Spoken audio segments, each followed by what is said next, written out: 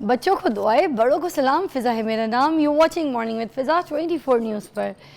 नाज़रीन, हम लोग सुबह उठते हैं, सबसे पहले उठते के साथ ही दांत बाद में ब्रश करते हैं, सबसे पहले रील्स देखना शुरू कर देते हैं।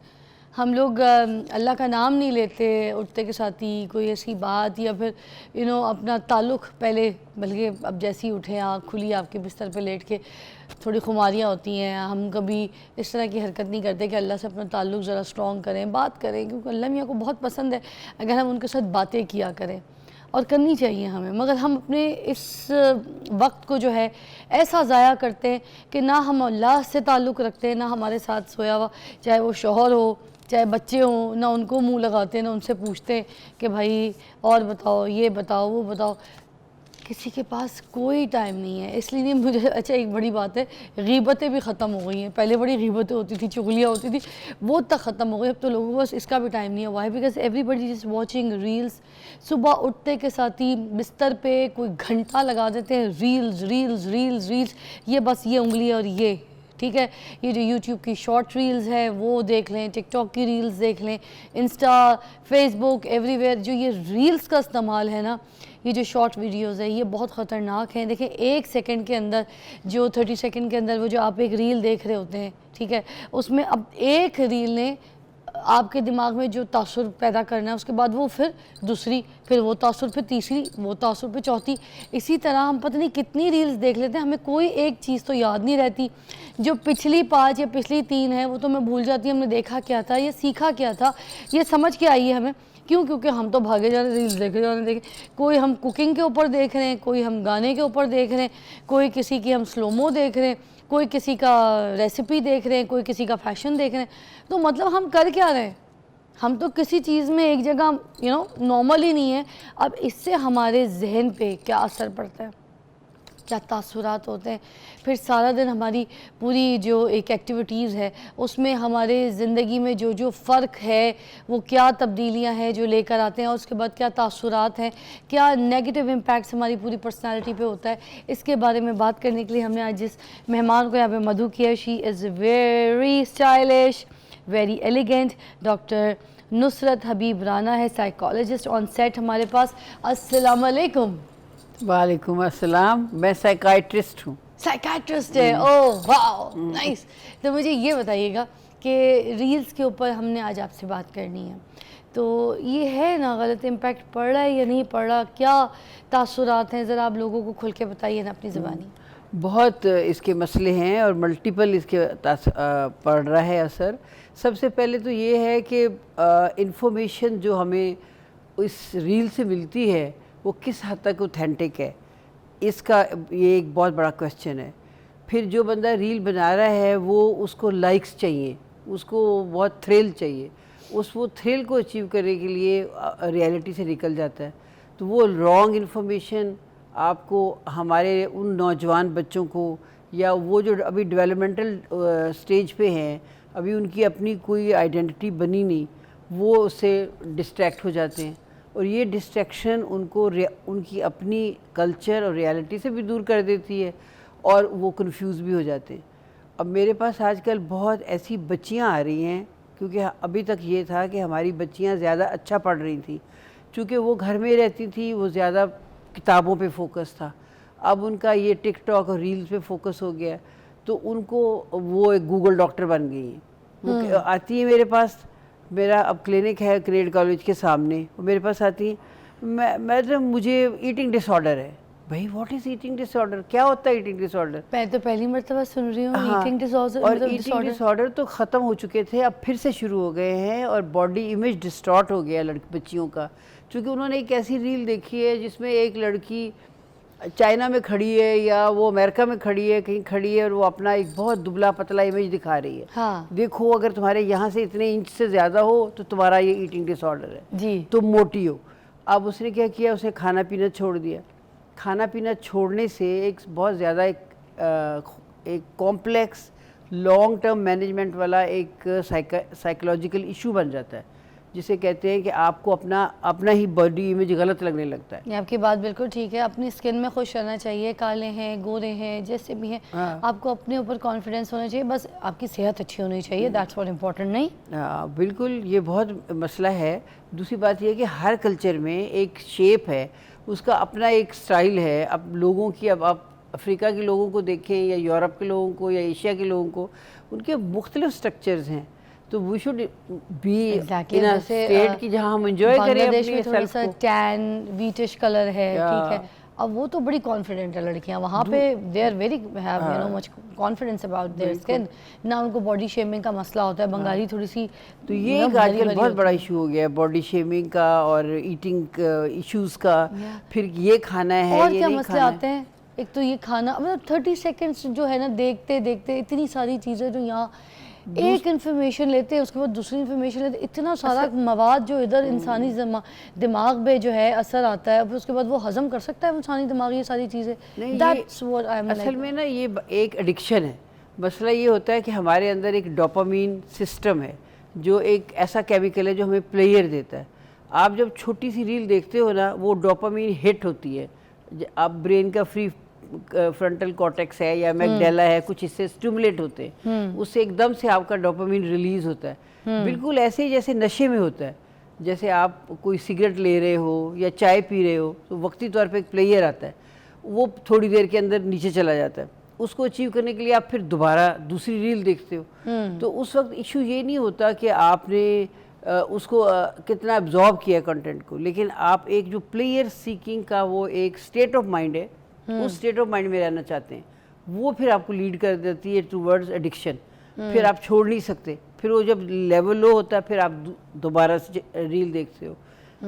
एक बात तो ये है। दूसरी बात ये है कि हमारे नौजवान बच्चों में, ख़ास तौर पे लड़कियों में, चूँकि लड़कियां शायद ज़्यादा बिल्कुल ही फिज़िकल एक्टिविटी में नहीं थी पहले भी, लेकिन वो बुक पढ़ती थी और तरह की एक्टिविटी में थी। अब खाने की टेबल पे माँ भी देख रही है, बच्चे भी देख रहे हैं, तो आपस में कम्युनिकेशन नहीं हो रही। तो बॉडी के अंदर एक केमिकल का रिदम है, केमिकल की एक बैलेंस है। लाइक सेरोटोनिन आपको काम करती है, ऑक्सीटोसिन आपको काम करती है, और वो उस वक्त निकलेगी जब आप दूसरे से इंटरेक्ट करोगे, हग करोगे, प्लेयर उससे हंस के बात करोगे, उसका हाल पूछोगे। ये जो है डोपामीन, ये निकलेगी जब आप कोई थ्रिल देखोगे, कोई ऐसी प्लेयर वाली, थ्रिल वाली कोई ऐसी चीज़ जिसमें आपको लगे कि एकदम अच्छा कुछ हो गया। एक तो ये मसला है।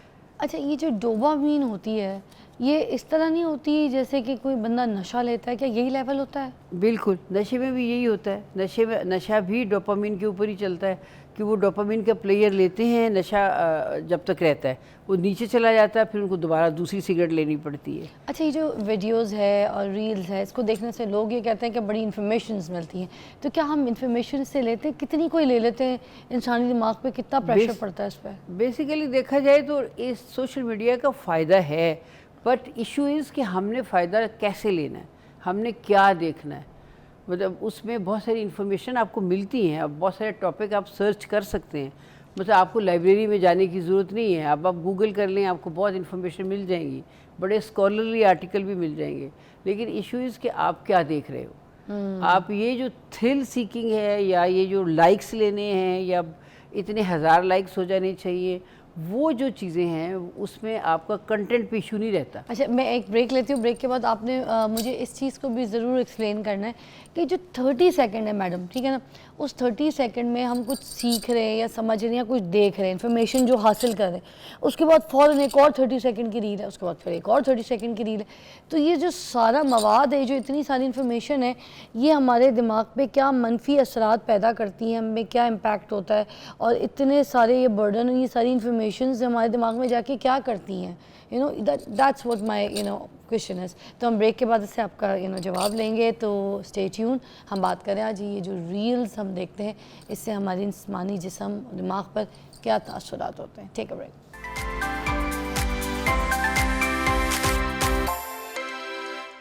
Welcome back, you watching morning with Fiza. और यहाँ पर हम बात कर रहे हैं रील्स के ऊपर कि रील्स देखने के बायस ज़हनी और जिस्मानी तौर पर जो मनफी असरात होते हैं हमारे दिमाग में, मतलब 30 सेकंड्स की जो हम रील्स देख रहे हैं जिसमें बहुत सारी इन्फॉर्मेशन हम इकट्ठा कर रहे हैं, हासिल कर रहे हैं। तो मैं ये जानना चाहती हूँ कि एक 30 सेकंड में हम एक इन्फॉर्मेशन ले रहे हैं, उसके बाद इतनी सारी इन्फॉर्मेशन जो हमारे दिमाग में इकट्ठा हो रही हैं, तो कि जैसे पतला कैसे होना है, फिर अक्लमंद कैसे होना है, फिर फैशन कैसे करना है, फिर ये सारे टॉपिक्स जो है वो हम एक साथ 30 सेकंड में कवर कर सकते हैं।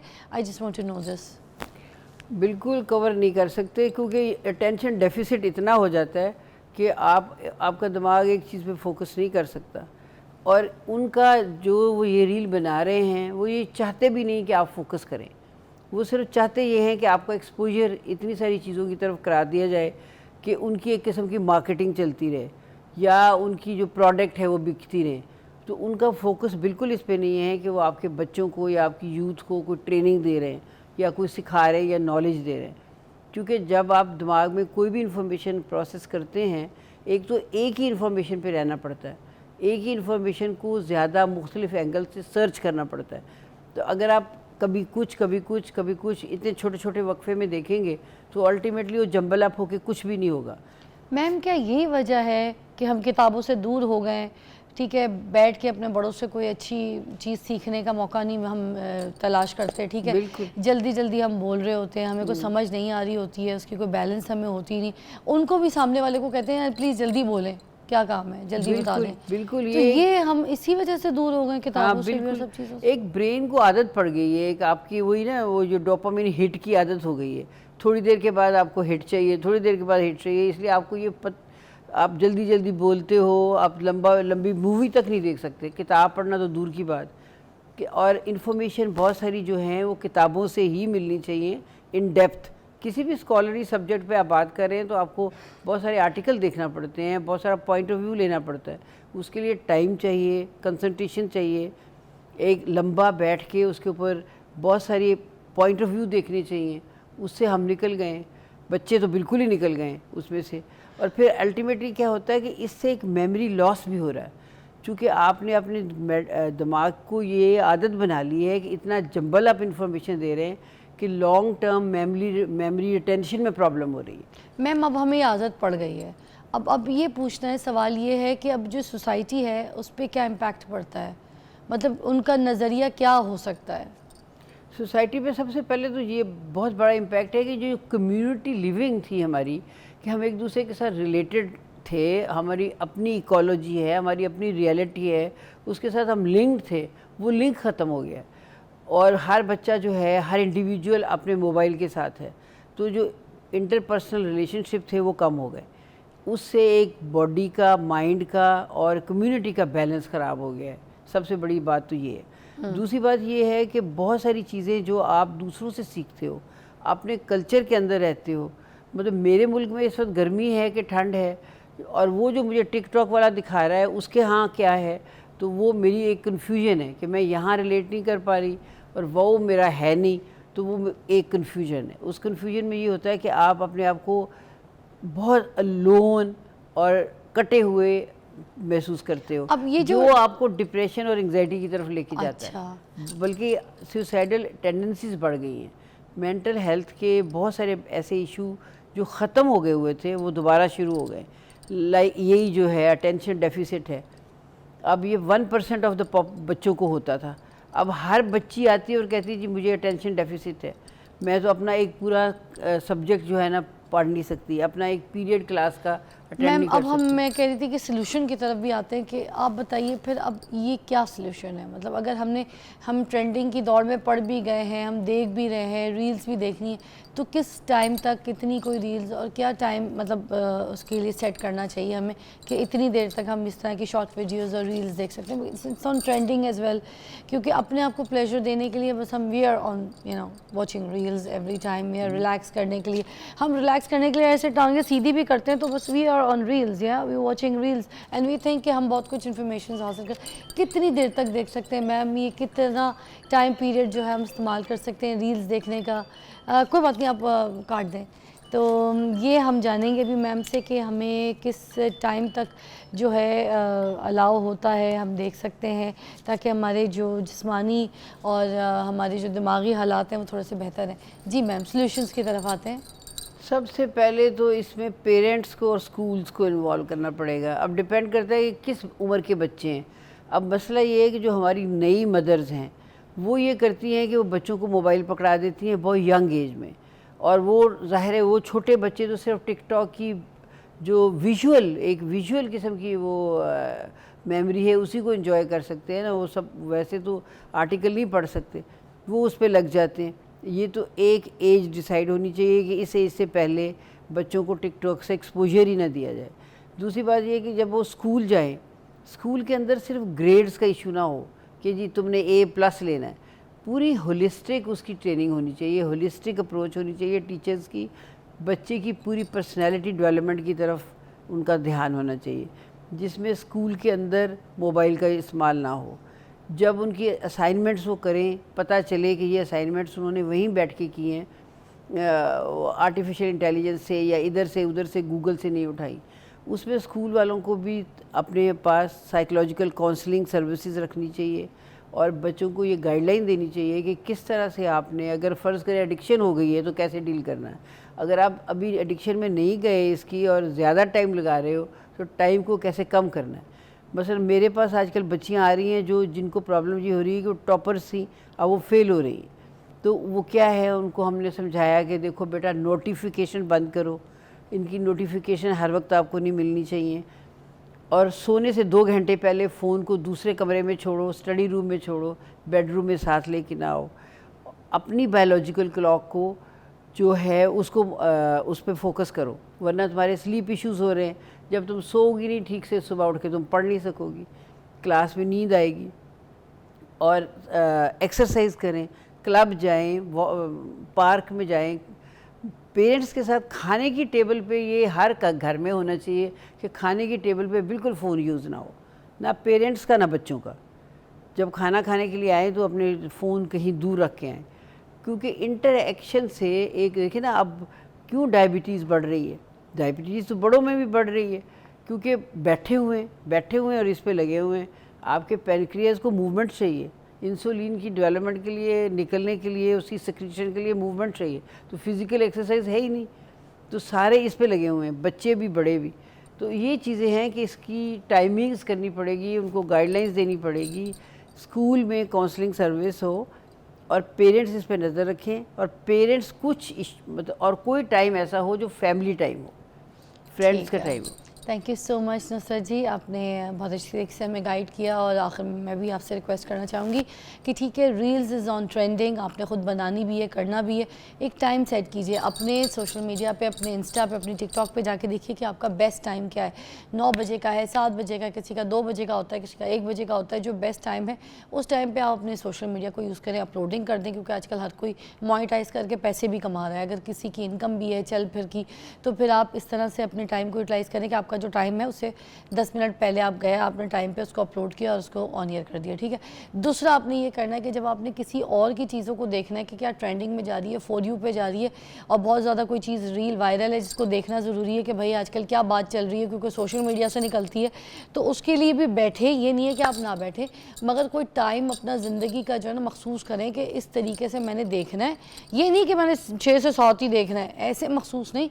अपनी रोज़ की लाइफस्टाइल, रोज़ की जो रूटीन है उसमें ये देखें आज आपके क्या क्या प्रायोरिटी काम है। मतलब जब पेरेंट्स फैमिली के साथ बैठे हैं, जैसे कि यहाँ पर नुसरत जी ने भी कहा कि फैमिली के साथ बैठे हैं तो वहाँ पर फ़ोन्स यूज़ ना करें, खाने के टेबल पे तो वहाँ पे फ़ोन यूज़ ना करें। इस तरीके से जो क्वालिटी टाइम लोगों के साथ है उनके साथ इंटरेक्ट कीजिए। जहाँ इन्फॉर्मेशन आपको लगता है करने के लिए आपको बहुत फ्री टाइम है तो चले आप अपना यूज़ कर लें, मगर नॉट लाइक सुबह से रात तक बस पे बैठे हैं, ट्रैवल कर रहे हैं, बाइक पे जा रहे हैं, टिकटॉक देख रहे हैं। ये चीज़ें यार प्लीज़ अवॉइड। अपनी ज़िंदगी को, अपने जहनी दिमाग को थोड़ा सा सुकून दीजिए, स्पेस दीजिए और फिर ये बाकी चीज़ें जो है ना एंजॉय कीजिए। Will see you after short break.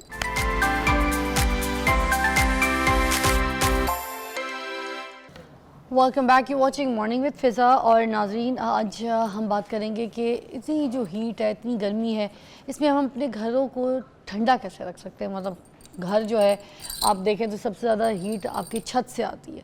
तो जो छत वाला एरिया है उसको हम क्या कर सकते हैं ऐसा कि वो छत जो है उससे हीट हमारे घर के अंदर ना पहुँचे और छतें हमारी ठंडी हो जाएं।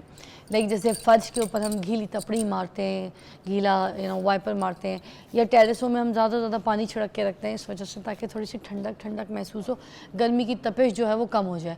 उसी तरह छत के ऊपर ऐसे क्या क्या चीज़ें हो सकती हैं, जैसे समुद्री झाग जो है उसकी वजह से भी बहुत सारे लोग जो हैं उसकी मदद से अपने जो छत है उसको ठंडा रखते हैं।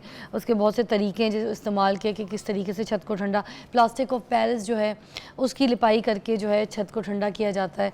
इस तरह की काफ़ी चीज़ें जो है इस्तेमाल होती हैं। और कुछ लोग क्या करते हैं थर्मोपोल वगैरह भी लगा लेते हैं जिसकी वजह से छत ठंडी हो जाती है। और कुछ लोग क्या करते हैं कि घास जो है वो लगाते हैं, ग्रीन रूफ लगाते हैं, पौधे लगाते हैं इस तरीके से ताकि जो उनकी छत है वो ठंडी हो जाए, क्योंकि आजकल बहुत ज़्यादा ट्रेंड में है, लोग गार्डन पूरा बना लेते हैं छत के ऊपर, तो उससे भी छत जो है वो बहुत ठंडी हो जाती है। तो ये सारी बातों पे आज हम बात करेंगे कि जब इतनी गर्मियाँ हैं, इस तरह का वेदर है हमारे मुल्क में, तो हम क्या कर सकते हैं, किस तरीके से हम अपनी छत को ठंडा कर सकते हैं। बहुत सारी टिप्स देने के लिए हमने जिनको यहाँ पे मदद किया है वो हमारे साथ मौजूद हैं। एक है ज़िशान साहब, ठीक है, और दूसरे मोइन साहब, ठीक है जी। तो वेलकम कहूँगी आप दोनों को, बहुत बहुत शुक्रिया आपके टाइम का। तो सबसे पहले मैं ज़िशान आपसे पूछना चाहूँगी कि आप देखने वालों को पहले तो ये बताएं कि जो छत इतनी गर्म हो जाती है तो सही क्या तरीका है छत को ठंडा रखने के लिए, कुछ टिप्स बता दीजिएगा। उसमें मैम 3 तरह के टिप्स हैं। नई कंस्ट्रक्शन के लिए लोग झाग यूज़ करते हैं, थर्मोपोर, उसमें जो उससे एफिशिएंट जो है मोर वो है जंबोलॉन। ये 2 टिप्स हैं, ठीक है। और जिन्होंने घर बना चुके हैं और ये चीज़ें यूज़ नहीं की होती है और छत से ज़्यादा हीट आ रही होती है, अब तो घर भी बन गया, अब तो घर भी बन गया, तो उसके लिए करते क्या हैं कि लोग कैल्शियम कार्बोनेट लें, ठीक है, एक्रेलिक लें, दोनों को मिक्स करके, ये इजी वे है अगर जो बंदा खुद घर में करना चाह रहा है। दोबारा बताइएगा। कैल्शियम कार्बोनेट ले, ठीक है, उसके बाद मैशेस होते हैं, उसमें कोई 2000 मैश का कैल्शियम कार्बोनेट ले लें, अच्छा, जो कि खुद को ठंडा रखता है और हीट को रिफ्लेक्ट करता है। ठीक, छत को वाइट करना ही हीट को कम नहीं कर सकते, मतलब आप लोग पेंट कर लेते हैं तो पेंट भी हीट को ऑब्जॉर्व करता है। जितना अच्छा वो मैश होगा कैल्शियम कार्बोनेट का, वो हीट को ज़्यादा रिफ्लेक्ट करेगा और ख़ुद को ठंडा रखेगा। वो आप एक्रेलिक के साथ मिक्स करें और दोनों को एक अच्छा बाइंडर बना के और छत पे अप्लाई करवा दें। अच्छा, अब जैसे कुछ लोग जो है वो अफोर्ड नहीं कर सकते, सपोज आपको पता है आप किस तरह के हालात हैं, महंगाई किस तरह जी का, जी जी। तो अब वो छत को किस तरह से ठंडा कर सकते हैं और उसके लिए क्या टिप हो सकती है। मुझे आप भी बल्कि शामिल होइएगा प्रोग्राम में, मैं चाहूँगी। ये एक्चुअली जो कैल्शियम कार्बोनेट है ना, जिस तरह कह लें आप चूना है, ये इसी तरह इतना एक्सपेंसिव नहीं है, अच्छा, इजीली मार्केट से मिल जाता है। चूने की तरह एक्रेलिक से होता है जी, उसी टाइप का होता है। इसमें ज़रा मैशेस अच्छे होते हैं, चूने से बेहतर क्वालिटी होती है, ठीक है। तो इसके अलावा एक्रेलिक्स हैं, वो भी अभी आम जो पेंट्स वाली शॉप हैं उन पे अवेलेबल होते हैं। वो एक बाइंडर बना देता है एक्रेलिक जो होता है, तो आप इसे मिक्स करके आप उसे रूफ पे अप्लाई कर सकते हैं इजीली।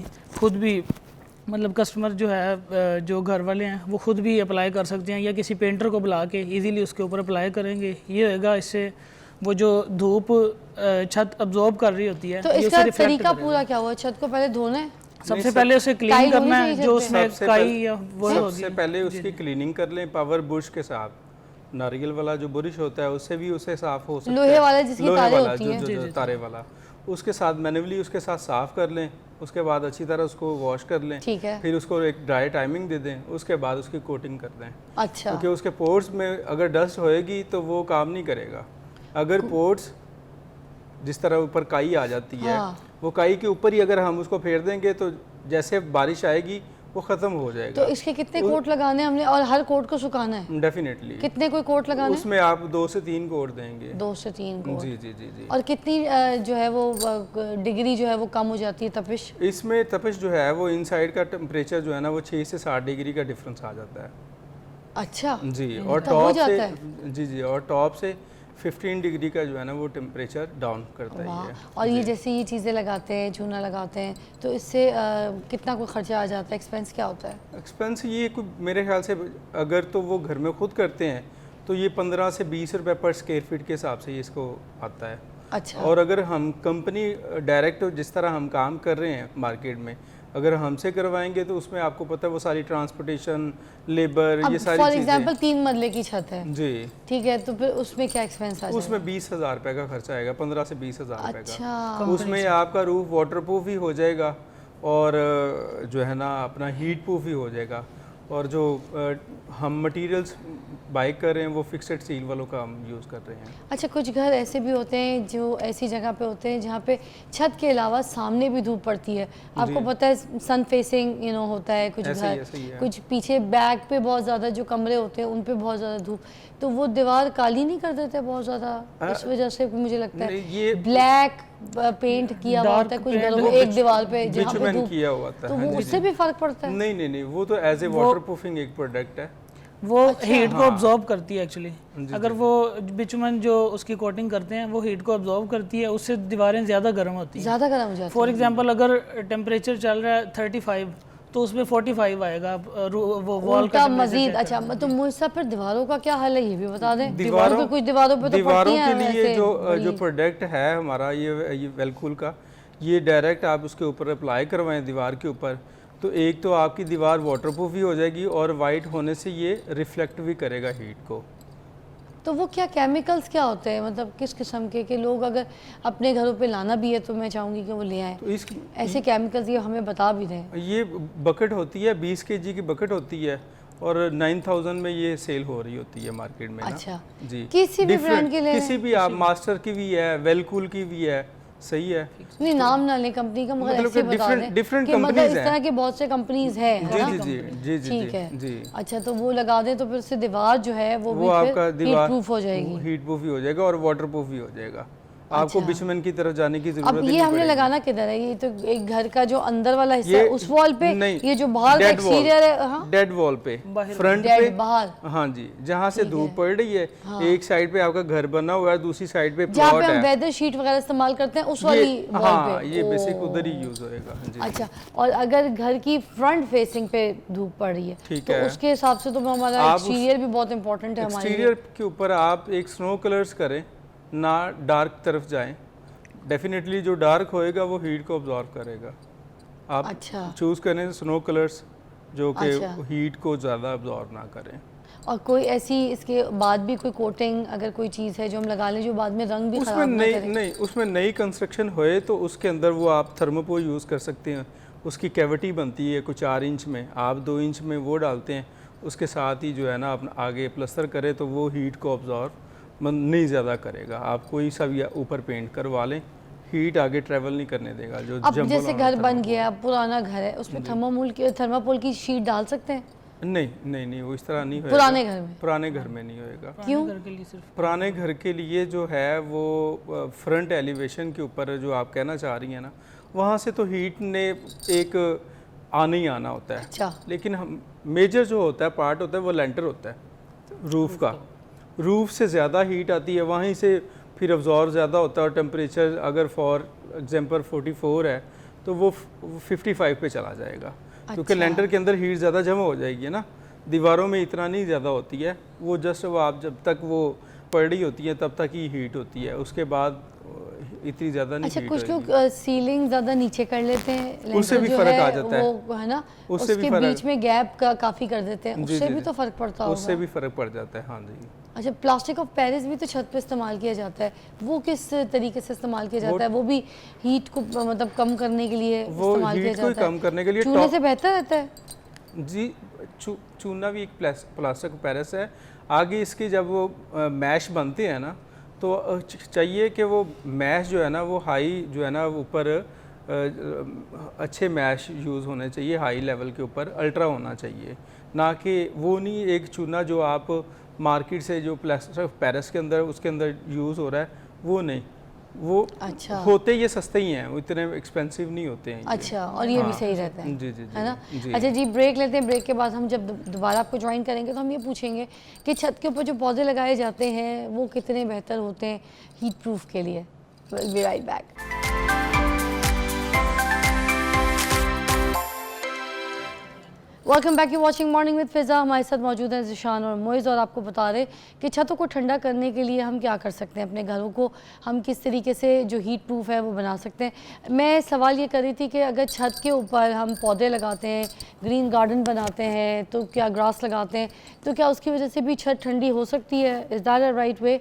जी ज़िशान। जी, तो उसमें ये है कि मैम के अगर 3 मरला घर है, उसके ऊपर आप 100 स्क्वायर फीट के ऊपर गार्डन बना लें, 200 पे बना लें, तो उसको बनाने से पहले ये प्रोडक्ट है मेम्ब्रेन, ये लाजमी लगानी चाहिए, ताकि ये ना हो कि हम पौधे लगाएं और बाद में जब आप उसको वाटर दें तो वो वाटर से मसला आए लीकेज का। अच्छा, मुझे छतों में दिखाएं किस किस्म का है। इसमें ये प्रोडक्ट है, इसमें थिकनेस ओह। होती है जी। अच्छा, ये लेदर का जैसे होता है ना, जी जी जी, चमड़ा। इसको टॉर्च लाइट के साथ अप्लाइड करते हैं। हीट के साथ, किसके साथ अप्लाई करें? टॉर्च के साथ, टॉर्च के साथ, हीट, हीट के आग साथ। के साथ। अच्छा, हाँ। टॉर्च की जो लाइट है जी। उसमें इतनी हीट होती है, उसके साथ अप्लाई करते हैं। अप्लाई करते हैं जी। तो ये इसकी कोई शीट ऊपर से ये निकलती है पहले? नहीं नहीं नहीं, ये जल जाएगा, जो इसके ऊपर बारीक सा अच्छा। पॉलीथीन है, ये अच्छा, जल अच्छा, जाएगा, अच्छा, अच्छा। ये चिपक जाएगी, मतलब चिपक जाएगा उसके साथ। तो ऐसे जमीन पे रख के तो आपने टॉर्च किया तो ये उसके साथ स्लेब में जो है चिपक जाएगा, राइट? जाएगा, इस साइड से होएगा, इस तरह ये अप्लाई होता जाएगा। अच्छा, ठीक है ठीक है ठीक है। इसके ऊपर फिर आप ठीक है। गार्डन बनाएं, हाँ, गार्डन पे फिर आपको मसला नहीं आएगा वाटर प्रूफिंग का ना। अच्छा। roof। उससे भी जो है ना फिर रूफ एक तो और ये इस साइज में मिलता है?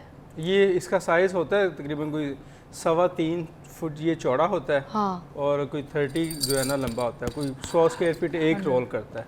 अच्छा, रोल तो की शक्ल में होता है। ये 3 मरले की छत पे इसका कितना को एक्सपेंस आ जाता सारी है? के ऊपर तो गार्डन नहीं बनेगा ना। हाँ। आपने वो जितना उसको यूज़ करना है, मतलब कि 200 फुट यूज़ करना है, और 500 फुट की छत, 700 फुट की छत होएगी तो उसके ऊपर आप उसको हाफ बना लेंगे। हाफ आप वैसे सीटिंग एरिया बना सकते हो, तो उससे जो ये हाफ कंप्लीट ग्रास भी तो कर सकते हैं, जैसे अगर इतना पूरा एरिया है 3 मरले का, उसको हमने पहले पूरा कंप्लीट ग्रास कर दिया ताकि छत जो है वो ठंडी हो जाए। सही तो है। उसके लिए भी तो फिर हम ये पूरी चीज़ों को कवर कर सकते हैं फिर 3 मरले फिर तो की। ये 700 फुट के ऊपर ये अप्लाइड होएगा, उसके ऊपर फिर आप इस तरह जितना मर्जी आप तो गार्डन इससे का कितना डिग्री टेम्परेचर जो है वो कम हो जाता है? टेम्परेचर पे नहीं ये डाउन होएगा, ये उसको वाटरप्रूफ करेगा रूफ की प्रोटेक्शन के लिए ना। अब ये कि आप पानी वाटरप्रूफ देते हो, हो गया, ग्रास लग गई, ग्रास जी। से पहले वाला ये सारा सिनेरी, फिर हमारा जो है वो छत ठंडी तो होगी ना, डेफिनेटली वो तो फिर टेम्परेचर होएगा। भी, तो वो कितनी डिग्री कम होगी? वो होएगा, पौधों से हो जाता है तकरीबन कोई 6 से 7 डिग्री इन साइड का ही वो डिफरेंस आता है, क्योंकि आपको पता ही हीट काफ़ी ऑब्जॉर्व कर लेते हैं पौधे, और सेकंड टाइम आप जब उसको पानी देते हो तो भी ठंडे हो जाते हैं। अब देखें ना, हीट भी है, नीचे मट्टी भी तो है, जी, इंसुलेटर, वो मड भी तो इंसुलेटर है ना। मड भी तो, हाँ, हाँ, उसमें तकरीबन कोई 3 से 4 इंच जो है ना मड की एक लेयर जाएगी, ठीक है। तो डेफिनेटली वो जो हीट आ रही है तो वो मड भी उसको कंट्रोल इसके करेगा। बीच में भी क्या हम थर्माकोल लगा सकते हैं कि थोड़ी सी हाँ, आप थर्माकोल हीट यूज और भी कम हो जाए? जैसे ये प्रोडक्ट लगा लें, इसके ऊपर आप थर्मोपोर बिछा दें, उसके ऊपर फिर आप पॉलीथीन के ऊपर मड के ऊपर आप जो मर्जी आप लगाएं। फिर कितना हो जाएगा? फिर तो एसी की जरूरत ही नहीं, मुझे लगता है सारे ही कुछ इजी हो गया, नहीं? हाँ, ऐसे ही है। हाँ, अब तो सब कुछ ही कर दिया हमने। जी, जी। अब तो बहुत ज्यादा हो जाएगी या नहीं? ऐसे ही है, हो जाएगा, डबल हो जाएगी? डबल हो जाएगा। अच्छा, अब इसके पैसे बताएं, कितना खर्चा आएगा? 3 मरले का आपने कंप्लीट बताना है, पर स्क्वायर फुट क्या हो जाएगा? अगर तो पूरी छत के ऊपर गार्डन का काम ये करवाते हैं तो तकरीबन खर्चा जो है ना वो कोई 100 रुपये स्क्वायर फीट के हिसाब से ये सारा काम हो जाएगा, मतलब कि वो पूरा गार्डन बनाने तक? हाँ जी, पूरा गार्डन बनाने तक। और अगर हम थर्माकोल भी लगा देते हैं फिर?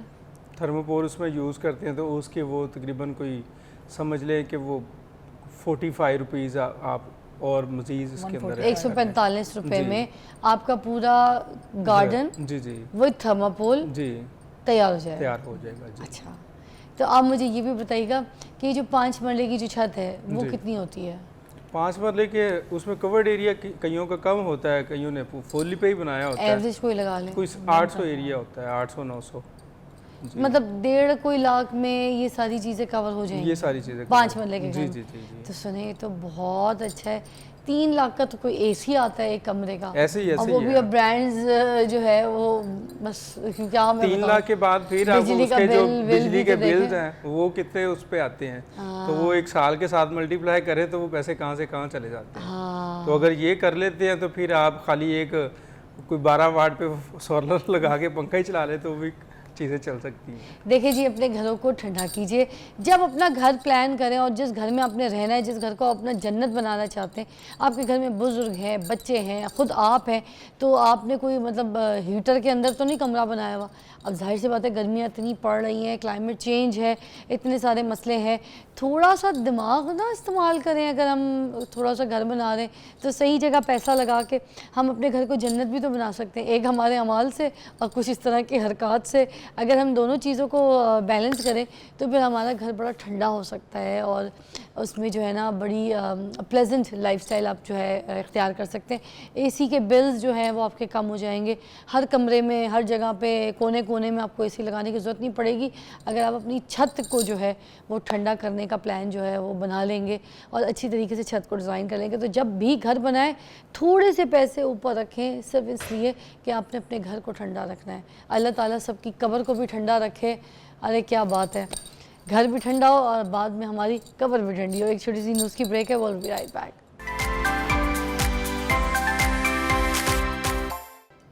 Welcome back. नाज़रीन, ये विटिलिगो क्या होता है? किसी ने सुना है? फुलबेरी।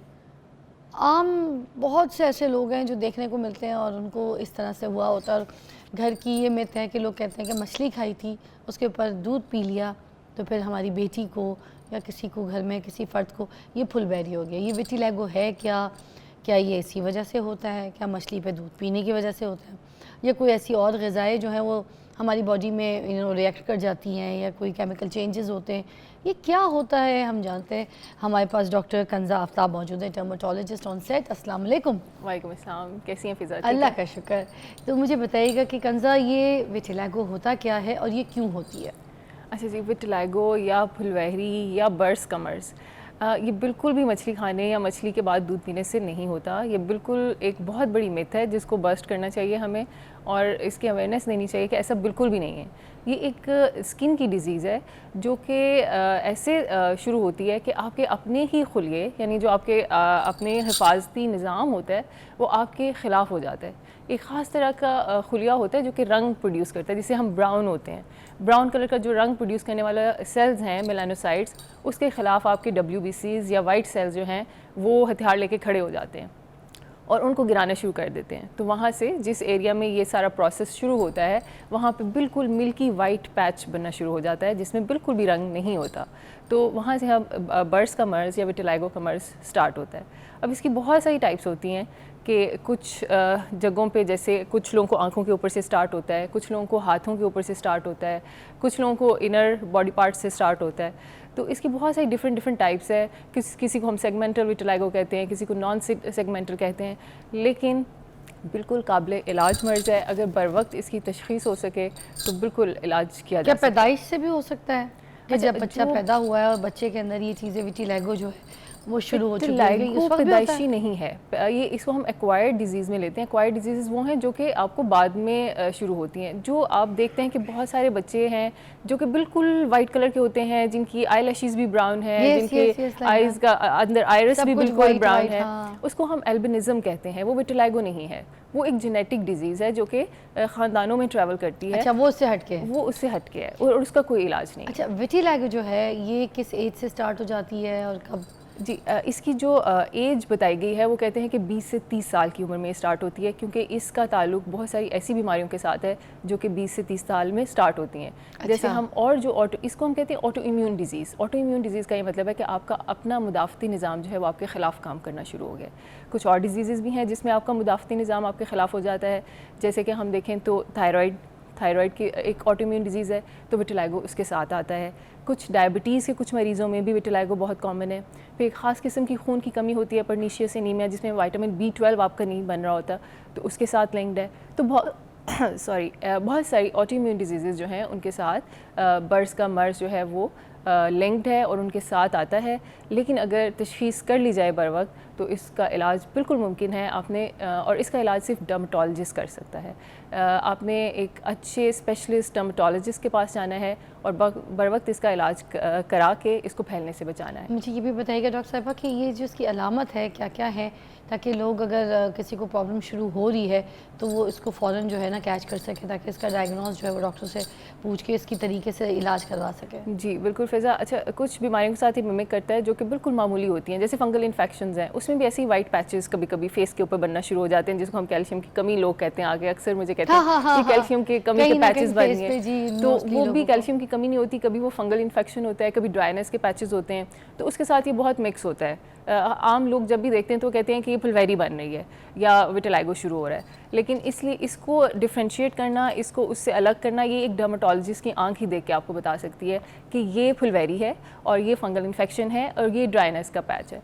तो इसलिए जैसे ही आपको लगे कि कोई इस तरह का हल्के रंग का कोई पैच शुरू हो रहा है फेस के ऊपर या हाथों के ऊपर, तो ज़रूर एक डर्मेटोलॉजिस्ट को कंसल्ट करें। उसका प्रॉपर एग्जामिनेशन करने के बाद आपको बताएंगे कि ये असल में क्या है। अगर तुसी फंगल इन्फेक्शन हुआ तो वो 1 या 2 दफ़ा की ट्यूब लगाने से ही ठीक हो जाएगा। ड्राइनेस के पैचेस मॉइस्चराइज़र से ख़त्म हो जाते हैं, लेकिन फुलवैरी का मर्ज़ जो है इसको लंबे अरसे तक इलाज की ज़रूरत होती है। तो इसके लिए कोई टेस्ट भी आप लोग रेकमेंड करते हैं जिसके थ्रू आपको पता चलता है कि भाई ये फुलवैरी है? नहीं, फुलवैरी के कोई टेस्ट नहीं होते। फुलवैरी सिर्फ आंख से देख के आप बता सकते हैं। हम अपने मैग्नीफाइंग ग्लास में देखते हैं और उसमें हमें पता चलता है। एक हमारे पास एक ख़ास किस्म का आईना होता है जिसको हम वुड्स लैम्प कहते हैं, उसकी ब्लू कलर की लाइट होती है, तो उसमें से देख के कुछ ख़ास निशानियाँ होती हैं, वो एक डर्मेटोलॉजी से आपको बता सकता है कि ये फुलवैरी है। इसके अलावा कोई ब्लड टेस्ट इसमें रिक्वायर्ड नहीं होते। ब्लड टेस्ट हम उसी वक्त कराते हैं जब हमें लगता है कि किसी ऑटोइम्यून डिजीज़ के साथ लिंक्ड है, जैसे मैंने अभी बात की थायराइड के साथ या डायबिटीज़ के साथ या पर्नीशियस एनीमिया, कुछ बाल झड़ के साथ भी इसका लिंक है। तो अगर हमें लगे कि ये किसी चीज़ के साथ लिंक्ड है तो फिर हम कराते हैं। अदरवाइज़ ये इडियोपैथिक या खुद ही से जनरेट होने वाली बीमारी भी है, खुद से भी हो सकता है, अलग से भी। फुलबेरी के क्या क्या इलाज हैं और किस तरीके के इलाज जो है वो मौसर हैं, प्लीज़ इसके बारे में बताइएगा।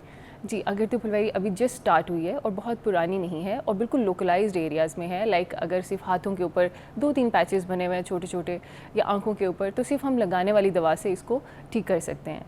उसमें हम लगाने वाली दवाइयाँ देते हैं सुबह और शाम में। 2 से 3 महीने में रंग वापस आना शुरू हो जाता है। मगर जैसे आप कही थी कि वो बॉडी जो है आपके उसके खिलाफ काम करना शुरू कर देती है, ऑल दैट, तो फिर वो तो अंदर से भी चीज़ें मसले में काफ़ी ज़्यादा। हाँ, अब पूरी बॉडी काम नहीं कर रही होती, एक्चुअली वो एक ख़ास पैच, एक ख़ास जगह होती है। हाँ, तो वो ऊपर लगाने से ठीक हो जाएगी? ठीक हो जाता है, ठीक हो जाता है। लेकिन जैसे मैंने बात की, अगर कोई इंटरनल डिजीज़ के साथ लिंक्ड है, जैसे कि जिसमें आपकी पूरी बॉडी इन्वॉल्व हो रही है, तो फिर फैलता है तेज़ी से। उसमें फिर हमारी UVB रेज़ जो हैं, हमारे गवर्नमेंट हॉस्पिटल्स में भी UVB थेरेपीज़ अवेलेबल हैं। आपने जाना है किसी भी गवर्नमेंट हॉस्पिटल में, डर्मेटोलॉजिस्ट अवेलेबल होते हैं, UVB यूनिट्स लगे हुए हैं, वो एक अलमारी सी होती है, उसमें आपको खड़ा कर देते हैं और उसमें से रेज़ निकलती हैं और उसके हफ्तावार इलाज कराने से 2 से 3 महीने में आप बिल्कुल ठीक हो जाते हैं। और जो मेडिकेशंस आप लोग देते हैं खाने के लिए, वो भी कुछ कारआमद होती है या नहीं? मेडिकेशंस नहीं देते? विटिलाइगो में खाने वाली दवाइयाँ इतनी कारआमद साबित नहीं होती। इसमें लगाने वाली दवाइयाँ और UVB थेरेपी, जैसे मैंने बताया आपको, UV अल्ट्रा वायलेट रेज़ की थेरेपी होती है, वो करानी होती है। अच्छा, ट्रीटमेंट के दौरान किन चीज़ों का ख़ास ख्याल रखने को आप लोग रेकमेंड करते हैं फॉर टू द पेशेंट्स? अच्छा, एक ख़ास किस्म की हम दवा देते हैं लगाने के लिए। उसमें होता है, उसमें बहुत ज़्यादा प्रिकॉशंस चाहिए होती हैं कि आपने थोड़ी सी देर के लिए लगाना है उसको और फिर जस्ट 3 मिनट्स के लिए आपने असर की धूप में बैठना है। उस दवाई का नाम है जिल्यूकिडामिन के नाम से वो आती है। लेकिन होता क्या है कि लोग भूल जाते हैं उसको लगा के 30-30 मिनट तक बैठ जाते हैं धूप के अंदर, तो वो जल जाती है स्किन। तो मैं ये कहती हूँ कि इस बात का ख़ास ख्याल रखें कि जो आपको बताया जाता है जितना अरसा आपने दवा लगानी है उतने अरसा लगाएं, और उससे ज़्यादा अरसा बिल्कुल भी ये कि मेरा जल्दी ठीक हो जाए इस ख्याल में आप ज़्यादा अरसे तक दवाई लगा के धूप में मत बैठें। जितना डॉक्टर ने बताया उतना ही करना है आपने। डॉक्टर साहब, जैसे अगर कहीं किसी के हाथ से शुरू हुई है तो क्या वो हाथ से फैलते फैलते फैलते पूरे जिस्म में फैल जाती है जी बिल्कुल। बाज़-औक़ात कुछ लोगों में बहुत तेज़ी से 2 से 3 महीने के अंदर आपकी पूरी बॉडी इन्वॉल्व हो जाती है, तो उसमें फिर चूँकि उसको कंट्रोल नहीं किया जा सकता ना, इतनी बॉडी के ऊपर इतनी स्किन का रंग लाना मुमकिन नहीं है, तो उसमें फिर हम कहते हैं कि अगर आपके कहीं ब्लैक पैचेस हैं ना तो उनको ट्रीट करा लें, तो आपका इवन टोन हो जाएगा, बिल्कुल वाइट दूधिया वाइट हो जाएंगे। तो उसमें फिर अगर कहीं पे हो, उसमें भी ख़ास किस्म की दवा हम यूज़ करते हैं कि अगर फेस के ऊपर कोई ब्लैक स्पॉट्स रह गए हैं तो उनको ख़त्म कर दिया जाए ताकि इवन टोन में आ जाए। मतलब वाइट को ट्रीट करने के बजाय हम ब्लैक को ट्रीट करते हैं। ओके, क्योंकि इवन टोन टेक अ चाहिए। ब्रेक। हम यहाँ पे डॉक्टर कंजा से मजीद पूछेंगे फुलबेरी के बारे में, तो आप हमारे साथ रहिए।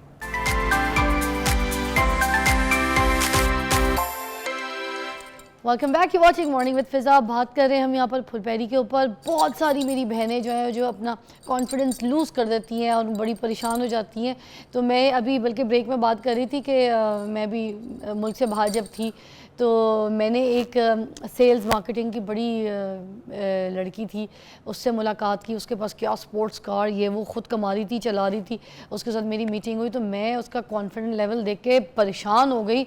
उसका सिर्फ चेहरे वाला हिस्सा छोड़ के ये जो गर्दन है, ये पूरी इधर से लेके पूरा नीचे तक मिक्सचर ऑफ फुलबेरी एंड देन पूरा मगरमच्छ का जो स्किन होता है ना, वो सब कुछ, उसके हाथ पैर बॉडी सब। एंड उसको कोई बॉडी शेम नहीं है, उसको कोई प्रॉब्लम नहीं है, उसको कोई डिजीज़ थी या जो भी केमिकल रिएक्शन थे या कोई फुलबेरी थी, कुछ भी था, उसको कोई प्रॉब्लम नहीं थी। वो कॉन्फिडेंट थी, वो एक कामयाब लड़की थी और औरत नहीं थी, लड़की थी। शी वॉज अनमैरिड और वो कमा रही थी, जी रही थी अपनी लाइफ। और हम यहाँ पे क्या करते हैं, किसी को हो जाए तो उसको अपने घर से साइड कर देते हैं, मुँह छुपा देते हैं उसका। और तो और मैं आपको बताऊँ, रिश्ते जब देखने के लिए कोई आ जाए ना, जैसे अगर किसी बहन को ये प्रॉब्लम हो जाए तो दूसरी बहन को छुपा दिया जाता है, इसलिए कि भाई अगर इसकी शादी में रुकावट आ गई कि कल को भाई तुम्हारी फैमिली में फुलबेरी का मसला है, हमारी कल को औलाद हुई उसको फुलबेरी हो गई, तो इस तरह की जो मिथ और सोच है लोगों की, लोगों के घरों में रिश्ते इनकार करके आ जाते हैं। या फिर लड़की बहुत अच्छी पढ़ी लिखी सब कुछ होती है, थोड़ा बहुत भी उसके चेहरे पे फुलबेरी निकल आए, उसके किसी हाथ के किसी पैच पे, और वो छुपा के ऐसे बैठी हो या कुछ करके, हो तुमने बताया नहीं था, हाँ तुम्हें फुलबेरी है। नहीं, इस घर में शादी, भाई कल को आपका भी कोई एक्सीडेंट हो सकता है, कोई टांग हड्डी पुड्डी कोई टूट सकती है। इसका मतलब ये तो नहीं कि किसी को इतनी सी चीज़ पे रिजेक्ट करके आप आ जाएं। यार कम ऑन, लाइफ बहुत आगे बढ़ गई है। इंसान देखें, इंसानियत देखें, ये देखें कि अंदर से इंसान का सोल कैसा है, कितना प्योर है, कितना सच्चा है, कितना कॉन्फिडेंट है भाई, और आपके लिए कितना अच्छा, उसके कदम कितने मुबारक है। ना कि यार ये छोटी छोटी पिटी चीज़ें आप देख के किसी की बेटी को रिजेक्ट कर देते हैं या उसकी खुशियों पे पानी फेर देते हैं या उसे घर में छुपा देते हैं या उसको पर्दा डाल देते हैं, सामने नहीं आने देते। ये गलत करते हैं, कॉन्फिडेंस ही मार देते हैं। आधी ज़िंदगी तो उसकी वहीं मर जाती है। आपने अगले को भी कॉन्फिडेंस देना है, आपने अगले को कॉन्फिडेंट करना है, बताना है कि यार इट्स ओके यार, यू लुक प्रिटी यार, यू आर कॉन्फिडेंट। जैसे मैं भी आपको जिसके बारे में बता रही हूँ, वो कामयाब लड़की थी, छुपाने की ज़रूरत नहीं है, हो गया है, मसला है, अल्लाह की तरफ से ट्रीटमेंट इज़ इम्पॉर्टेंट, डर्माटोलॉजिस्ट के पास हैं, आप जाएं कराएं, बाकी अल्लाह के ऊपर छोड़ दें। जैसे डॉक्टर साहिबा भी ब्रेक में बताई थी कि इसकी ट्रीटमेंट थोड़ी सी स्लो है, इतनी कोई जल्दी नहीं है, और कंफर्म ट्रीटमेंट है कि नहीं है ये भी हम पूछ लेते हैं। मगर खैर कॉन्फिडेंट रहें, कुछ भी हो सकता है लाइफ में, ठीक है। इतनी इंटरनेशनल मॉडल्स हैं, मैं आपको बताऊं, मैं तो क्योंकि इंटरनेशनल लेवल पे काम किया हुआ है मॉडल्स के साथ, उनमें किसी की टांग पे फुलबेरी है, किसी के हाथ पे, किसी के शोल्डर पे, किसी के चेहरे पे, they are confident, they are walking. ऐलान की पता नहीं वो पेरिस की इतनी टॉप मॉडल है, वो जो बहुत डार्क है, काली है, उसकी भी चेहरे और कान की गर्दन के साइड पे एक पैच है। She is so confident, she is working, she is a top model, उसको कोई प्रॉब्लम नहीं। वो ड्रेसिंग करती हैं, तैयार होती है, हेयर स्टाइल बनाती हैं, भाई कॉन्फिडेंस की वजह से वो ज़्यादा अच्छी लगती है। मैं आपको बताऊँ, मुझसे कंजा से ज़्यादा खूबसूरत प्यारी लगती है सिर्फ अपने कॉन्फिडेंस की वजह से। तो अपना कॉन्फिडेंस लेवल आपने मरने नहीं देना है छोटी छोटी बातों पे। ये कोई बात है भाई, इलाज करा ले साइड पे, मगर है तो है, जी हैं ऐसे ही है। बिल्कुल, आपने बहुत अच्छी बात की फ़िज़ा। और आपकी खूबसूरती का कहते हैं 80% आपकी पर्सनैलिटी होती है। जब आप किसी कमरे में एंटर होते हैं ना, तो 20% आपकी शक्ल काउंट करती है, लेकिन जैसे आप बात करते हैं, बैठते हैं, इंटरेक्ट करते हैं, वो 80% हावी हो जाता है आपकी शक्ल के ऊपर। तो अपनी पर्सनैलिटी पे काम करें, अपनी इनर स्ट्रेंथ के ऊपर काम करें, तो आप देखेंगे आप चाह जाएंगे। ऐसे छोटी छोटी बातों को लेके बिल्कुल साइड पे करना, ये बहुत पुरानी सोच हो गई है, ये दकियानूसी ख्यालात हैं, इनसे छुटकारा पाएँ और बस एक्सेल करें, शाइन करें, है ना जी। क्या बात है। अच्छा, इसकी ट्रीटमेंट की तरफ दोबारा आते हैं। अब इसमें लेज़र ट्रीटमेंट्स भी होती हैं?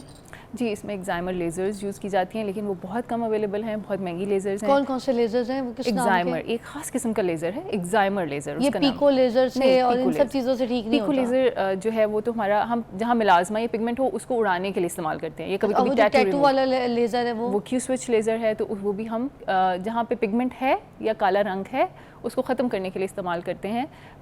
तो यहाँ पे तो हमने एक रंग प्रोड्यूस करना ना, ये तो पहले ही बिल्कुल वाइट पैच है, तो इसके लिए ख़ास किस्म का लेज़र यूज़ होता है, एक्साइमर लेज़र। वो इतना फ्रीली अवेलेबल नहीं है, अगर कहीं प्राइवेट क्लिनिक्स में है भी तो इट्स वेरी एक्सपेंसिव लेज़र।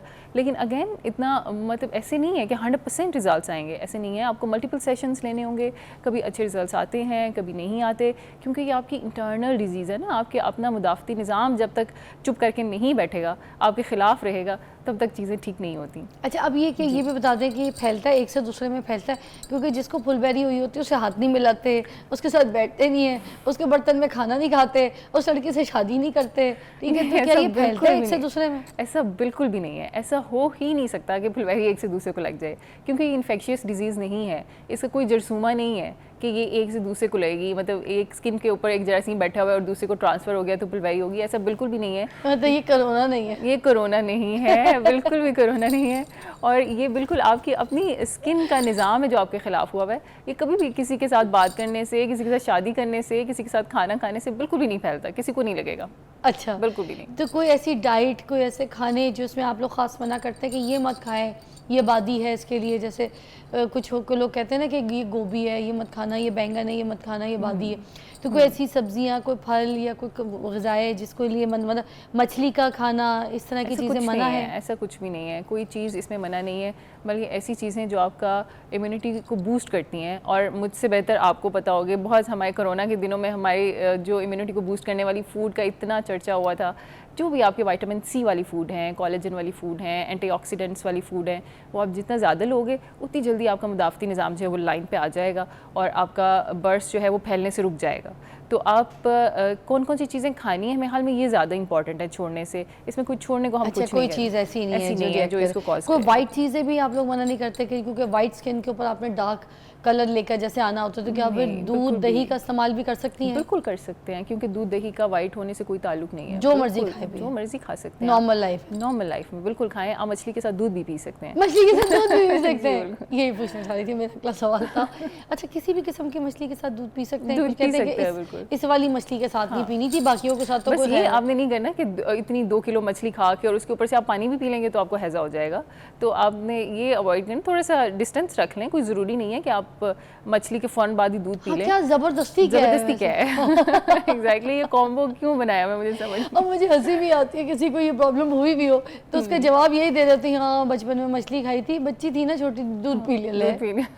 ऐसा बिल्कुल भी नहीं है, ऐसा बिल्कुल भी नहीं है, ऐसा कुछ भी नहीं है ना, ऐसा नहीं। अच्छा, मैं आपको चाहूँगी थोड़ा सा आप भी जो है ना मोटिवेशनल को बात दें। जैसे अभी मैं कोशिश कर रही थी, मगर आपकी जो आवाज़ है, आपकी जो बात है वो ज़्यादा लोग सुनेंगे, क्योंकि आप इसको डील करती हैं, आपके पास पेशेंट्स आते हैं और आप लोगों का ट्रॉमा समझती हैं। किस किस किस्म के ट्रॉमे आपके पास आपको देखने पड़ते हैं, बच्चियों के, लड़कों के, लड़कियों के, किसी के भी, और उनके पेरेंट्स के क्या ट्रॉमे होते हैं? थोड़ी सी एक डिटेल में ब्रीफिंग देते हुए मैं चाहती हूँ कुछ के हवाले से इसी फुलबेरी के हिसाब से कुछ मोटिवेशनल बात ज़रूर करें, क्योंकि आपको बुलाने का मकसद यही था कि ताकि जो बच्चियाँ हैं, जो पेरेंट्स हैं, उनमें बड़ी हौसला अफजाई और उनमें कॉन्फिडेंस जो है वो ज़रूर है। Please over to you, this is your camera, talk to your audience. अच्छा जी, सबसे पहले तो बहुत सारी बच्चियाँ आती हैं, ख़ास तौर पे बच्चियों का इशू है, क्योंकि हम मेल डोमिनेंट सोसाइटी में रहते हैं, तो बच्चियाँ ख़ास तौर पे रोते हुए आती हैं कि जी फुलबेरी हो गई है, शादी नहीं हो रही, रिश्ता नहीं हो रहा।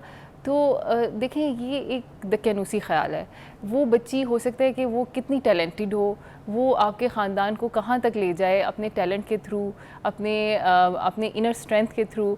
आजकल तो बच्चियाँ क्या नहीं कर रही, आप बेशक अपना फेस ना दिखाएं, आप इंटरनेट के ऊपर ही अपनी इतनी रोज़ाना की डॉलर्स में कमाई कर सकते हैं।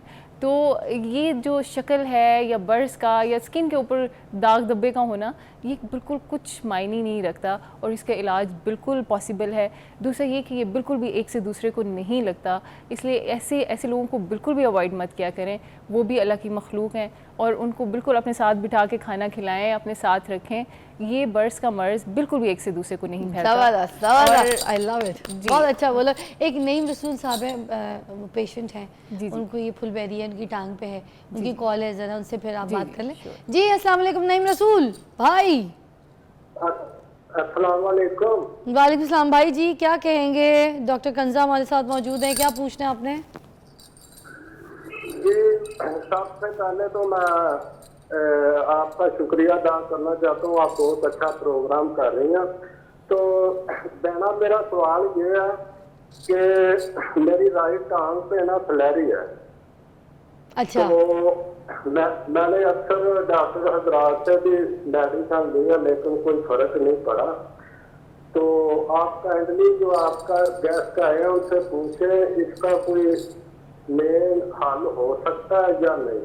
ये आप बात कीजिए, डॉक्टर कंजा आपके साथ हैं जी, कुछ पूछना है आपने प्लीज़। जी नहीं, बताइएगा कि आपकी वाइफ को कहाँ है फुलवैरी और कितना बड़ा पैच है? जी कहाँ पे? आंख के ऊपर बोला आपने? टांग पे टांग के टांग पे। ऊपर। तो कितनी बड़ी है? टांग पे। कितनी बड़ी है? हाथ जितनी है, दो हाथ जितनी? राइट टांग पे। कितना बड़ा? हथेली के पूरे हाथ के बराबर है पैच? कितना बड़ा पैच है? जी राइट टांग पे है और जो मेरी सीधी टांग है ना नीचे वाली चपनी के नीचे है। अच्छा अच्छा ठीक है, बिल्कुल इसका इलाज घुटने से मुमकिन है, बिल्कुल इलाज मुमकिन है। अगर आप मुझे कहते हैं तो मैं बता देती हूँ। बता दें। अच्छा, इसमें आपने ल्यूकोडार्मिन एक ट्यूब आती है, ठीक है, ल्यूकोडार्मिन। अगर आप कहेंगे तो हम आपको भेज भी देंगे बाद में लिख के। हम ये रील अपलोड करेंगे सोशल मीडिया पे, उसमें खास तौर पे देख लीजिएगा, हम नीचे लिख भी देंगे, लिखो जर्मन। ल्यूकोडार्मिन ट्यूब होती है, वो आपने लगानी है इस इफेक्टेड एरिया पे, जहाँ पे भी फुलवैरी है वहाँ पे लगा लें। लेकिन वो कब लगानी है? असर की नमाज़ पढ़ के, जब सूरज थोड़ा सा हल्का हो जाता है और ग़ुरूब होने के करीब होता है, तो ये दवाई लगा के बिल्कुल हल्की सी लेयर सिर्फ 3 मिनट के लिए घड़ी पास रख लेनी है और 3 मिनट का टाइम नोट कर लेना है। और ये लगा के 3 मिनट के लिए धूप के सामने बैठ जाना है और आपकी स्किन जो है वो धूप की तरफ होनी चाहिए, ठीक है। 3 मिनट के बाद उठ जाना है, वॉश कर लेना है और बस फिर उसको वैसलीन से कवर कर देना है, ठीक है। हर रोज़ आपने इसको 5-5 या 10-10 सेकंड बढ़ाते जाएं, इससे ज़्यादा बिल्कुल भी नहीं बढ़ाना। मतलब पहले दिन अगर 3 मिनट था तो फिर 3 मिनट 10 सेकंड अगले दिन होगा, फिर उससे अगले दिन 3 मिनट 20 सेकंड कर लें, फिर उससे अगले दिन 3 मिनट 30 सेकंड कर लें।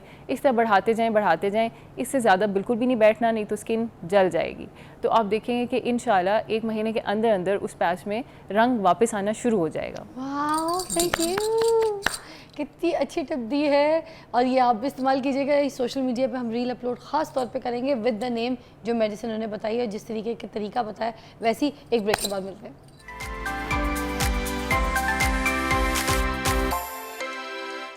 Welcome back, you watching morning with Fiza. और नाज़रीन, एक मैंने कहा कि जो डॉक्टर कंजा है ना, उनकी मर्ज़ी से कोई ऐसी बात जो आपको लगता है कि लोगों को ज़रूर इन्फॉर्मेशन उसके बारे में होनी चाहिए, उस पर ज़रूर बात करें। तो कोई ऐसी स्किन की हमें कोई नई चीज़ बताएं जो लोगों को नहीं पता। जी अच्छा, काफ़ी अरसे से हम रेटिनॉल कर रहे थे कि रेटिनॉल लगाएं, एंटी एजिंग है। लेकिन फिर हमने देखा कि बहुत सारे लोग रेटिनॉल क्रीम्स भी लगा रहे हैं और सीरम्स भी लगा रहे हैं और बहुत ब्रेकआउट भी आता है, स्किन बहुत इरिटेट हो जाती है, ड्राइनेस बहुत हो जाती है, सूरज में नहीं निकल सकते। इतनी तो पहले कभी नहीं होती थी जब कुछ नहीं लगाते थे। एग्जैक्टली चूल्हे पे नहीं जा सकती खवातीन यार, मुंह ऐसा हो जाता है कि अपने ही आईने में देखने के काबिल नहीं होता। एग्जैक्टली। तो मैं ये बताना चाहती हूँ कि अभी लेटेस्ट रिसर्च ये आ रही है कि रेटिनॉल हर एक के लिए नहीं है, ठीक है। अच्छा, हर एक के लिए नहीं है। हाँ, एंटी एजिंग प्रॉपर्टीज़ हैं, लेकिन अगर एक पर्सन लगा रहा है और उसकी स्किन इरिटेट हो रही है तो इसका मतलब है उसकी स्किन डैमेज हो रही है, ठीक अच्छा। है। तो उसको पेप्टाइड्स की तरफ जाना चाहिए, ठीक है। पेप्टाइड्स जो हैं वो न्यू रेटिनॉल समझ लें कि वो भी एंटी एजिंग है, आपकी स्किन को मॉइस्चराइज रखते हैं, आपकी स्किन का ख्याल रखते हैं, एंटी एजिंग भी बहुत अच्छी हैं, लेकिन बिल्कुल माइल्ड हैं। ऐसे लगते हैं जैसे जस्ट मॉइस्चराइजर लगाया हुआ है। इरिटेट नहीं करेंगे, बिल्कुल भी नहीं। वो बिल्कुल प्रोटीन पार्टिकल्स हैं और पेप्टाइड्स हैं। तो अब पेप्टाइड्स के सीरम्स या उसकी क्रीम्स अपनी डेली रूटीन में शामिल करें और देखें जिन लोगों को रेटिनॉल से इरिटेशन होती है या जिनकी स्किन फट जाती है या स्केलिंग होना शुरू हो जाती है, रेड हो जाती है, तो वो पेप्टाइड्स की तरफ आएँ। बल्कि मैं आपको बताऊं, नई भी होना शुरू होती है। देखिए, ख़वातीन तो किचन में जाना उनका ज़रूरी है, बच्चों को पिक करना ज़रूरी है, बिल्कुल, सन बिल्कुल। एक्सपोजर उनको करना ही करना है। करना ही तो है। फिर ये रेटिनॉल जो है, इसका मतलब ये स्किन को मज़ीद डैमेज की तरफ लेके जा रहा है, क्योंकि हमारा वेदर यहाँ पे हमारा उसके हिसाब से साथ नहीं दे Exactly. रहा। और जो हमारे घर के मामलात हैं, हमारे काम के मामलात हैं, वो हमें अलाउ नहीं कर पाती, क्योंकि हम रात को रेटिनॉल लगा रहे होते हैं, सुबह उठते हैं, हम चूल्हे पे जाते हैं, तो वो स्किन जो है ना, वो रात भर जो एक काम कर रही होती है अपने, उसके ऊपर सरफेस के ऊपर जो एक रेटिनॉल लगता है, वो चूल्हे पे जाके उधर बर्न कर देती है स्किन को। बिल्कुल, बिल्कुल तो ऐसे ना ही है। सनब्लॉक काम करता है ना कुछ, ये तो ऐसे इसका मतलब है, अगर आपकी स्किन, रेटिनॉल बिल्कुल बहुत अच्छी प्रोडक्ट है, हम बिल्कुल भी इसको निगेट नहीं कर रहे। ठीक है। रेटिनॉल बहुत अच्छी प्रोडक्ट है, उसकी एंटी एजिंग प्रॉपर्टीज़ बहुत अच्छी हैं, लेकिन अगर आपको सूट नहीं कर रहा तो आप मत लगाएं उसको। उसकी जगह पेप्टाइड्स पे आ जाएं, तो पेप्टाइड्स भी आपके लिए वही काम करेंगे जो कि रेटिनॉल करता है। तो ये एक नई चीज़ आ रही थी, तो मैंने सोचा कि ये ज़रूर शेयर करनी चाहिए, क्योंकि बहुत सारे लोग, बहुत सारे पेशेंट्स मेरे बहुत इरिटेट हुए होते हैं कि क्या रेटिनॉल के अलावा कोई चीज़ नहीं है एंटी एजिंग जो हम लगा सकें, क्योंकि प्रोसीजर्स काफ़ी महंगे पड़ते हैं। तो कुछ एक लगाने वाली चीज़ बताएं जो कि एंटी एजिंग हो, जिसको हम रोज़ाना लगाएं और हमें इफ़ेक्ट्स भी बहुत अच्छे आएँ। तो peptides is the thing, peptides लोग लगा रहे हैं। अभी हम स्नेल म्यूसिन की बात कर रहे थे, snail mucin is really good. Snail mucin अगर आपको एक्ने ब्रेकआउट नहीं दे रहा तो बहुत अच्छा आपकी स्किन को स्मूथ करता जाता है। ख़ासतौर पे पीआरपी माइक्रोनेडिंग के बाद मैं ज़रूर कहती हूँ कि स्नेल म्यूसिन का इस्तेमाल करें, तो बहुत उसके अच्छी क्रीम्स भी आ गई हैं, जैसे एक तो Creams सेरम भी है हैं। ना, जी, उसके साथ बिल्कुल। उसकी क्रीम्स भी अब अवेलेबल हैं, वो भी बड़ी अच्छी हैं। मैं वो तो भी मेकअप बहुत से पहले अच्छी भी हैं। लगा रही हूँ। जी बिल्कुल। राइस वाटर बहुत अच्छा है। राइस वाटर जो है वो कोरियंस की बहुत पुरानी रेसिपी है। वो राइस का वाटर बनाते थे ख़ास तरीके से और उसको अप्लाई करते थे, तो उनकी स्किन हमेशा अच्छी रहती थी। अब वो क्रीम फॉर्म्स में और सीरम फॉर्म्स में आ रहा है। तो ये जो मैं कोरियन अपनी लाइन की जैसे जो प्रोडक्ट्स हैं, मेकअप फिक्सर है ना, मैंने जी। वो भी राइस वाटर से बनाया हुआ है। जी बिल्कुल, अपना। ये 2-3 चीज़ें जो नई आई हुई हैं और ये बहुत अच्छा काम कर रही उसके हैं। अंदर मैंने ग्लिसरीन और थोड़ा सा मतलब जो राइस वाटर है वो निकाल के, अच्छा अब वो ज़्यादा दिन नहीं चलता, 5 दिन के लिए फ्रिज में रखना पड़ता है। और जैसे आप रेगुलर कहीं जा रहे हैं तो वो बना के मैं उसके अंदर है। थोड़ा सा ग्लिसरीन और उसमें थोड़ा सा रोज़ वाटर, ये सब कुछ Alright. डाल देती हूँ, Very तो nice. वो उसको मिक्स बहुत। अच्छा सा करके तो स्प्रे कर लेती हूँ। मेरा इतना अच्छा मेकअप फिक्सर बन गया है, मैं आपको बता नहीं सकती। क्या बात है, ये जो आपने टिप शेयर की है ना, ये बेस्ट टिप है, क्योंकि ग्लिसरीन और रोज़ वाटर तो वैसे ही हमारा बहुत पुराना टोटका है। हाँ। स्किन को मॉइस्चराइज रखने के लिए और एज अ टोनर भी बहुत अच्छा काम करता है, क्योंकि उसकी वो टोनर वाली प्रॉपर्टीज़ है ना, वो पोर्स को बंद कर देता है, आपकी स्किन को टाइट कर देता है। मुझे आपसे उस ये भी वजह पूछना से था कि वाइटनिंग का काम भी करता है, जैसे कुछ लोगों को बहुत शौक अच्छा। होता है कि थोड़ा सा वाइटनिंग इफेक्ट रहे मुंह पे। जी, करता उसमें है आपको brightening थोड़ा effect सा है? लेमन यूज़ करना पड़ेगा उसके लिए। फिर लेमन यूज़ करना लेमन का थोड़ा सा, बहुत ज़्यादा नहीं, मतलब 1 to 2 टीस्पून आप उसमें डाल सकते अच्छा हैं। पूरा उसमें, जैसे जी। इतनी बड़ी बॉटल है तो 2। उसमें 1 to 2 लेमन्स आप स्क्वीज़ कर लें या 1 to 2 ओह। टेबल स्पून कर लें, तो उसको अब हम लेमन की भी 2 चीज़ें हैं, वो भी बता दें क्लियर, ताकि जो सुन रहे हैं। एक वो छोटे आती है नींबू, एक ग्रीन कलर की, एक आती है वो बड़े लेमन येलो कलर के। Which one is? अच्छा, दोनों ही लेमन है। जो हमारा ग्रीन कलर का है वो देसी लेमन है, और जो हमारा वो आ रहा है वो उसे हम कहेंगे कि हाइब्रिड है या फार्मिंग से आया है, न्यू हाइब्रिड टेक्नोलॉजी से आया है, तो दोनों ही लेमन है, कोई फ़र्क नहीं है। अच्छा। बस वो खट्टी का इस्तेमाल नहीं करना। एक छोटी छोटी खट्टियाँ भी आती हैं ऑरेंज से कलर की, वो इस्तेमाल नहीं करनी। लेमन ही होना चाहिए, चाहे छोटे साइज़ का हो चाहे बड़े साइज़ का, उससे कोई फ़र्क नहीं पड़ता। ज़बरदस्त, थैंक यू सो मच। अभी ब्रेक पे हम जाएंगे, मगर कंजा जी अभी आप मेरे साथ ही हैं, ठीक है? वापस आएंगे फिर आपसे मज़ीद बात करते हैं। Take a break.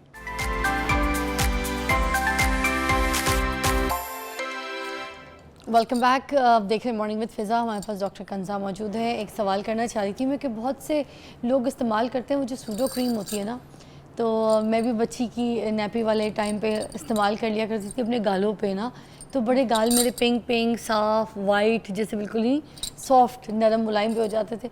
तो कुछ लोगों के हाथ पैर बहुत डार्क होते हैं, तो क्या वो अपने हाथों पैरों पे भी उसको इस्तेमाल कर सकते हैं, चेहरे पे इस्तेमाल कर सकते हैं जी रेगुलर? बिल्कुल, जी बिल्कुल। अच्छा, सूडो क्रीम का जो सबसे इम्पॉर्टेंट इंग्रेडिएंट है ना, वो है जिंक।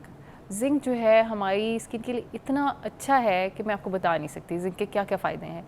जिंक आपके पोर्स को ख़त्म करता है, आपके स्किन के टेक्सचर को इम्प्रूव करता है, आपकी रंगत को साफ़ करता है, और जिंक जो है वो सनस्क्रीन का भी काम करता है। लेकिन इसका एक जो बहुत अच्छा हैक है जो मैं शेयर करना चाहती हूँ सबसे, वो ये है कि पाँव की जो सख्तपन है, या पाँव अगर आपके थोड़े से डार्क हैं बाकी बॉडी स्किन टाइप से आपकी, तो उसका एक बहुत अच्छा हैक है। अगर आप इसको डेली रात को करेंगे तो मेरा ख्याल है कि अगले दिन से ही आपके पाँव बिल्कुल वाइट सॉफ्ट नरम मुलायम हो जाएंगे। मतलब फॉरन नेक्स्ट डे से रिजल्ट? प्लीज़ बताइए ना।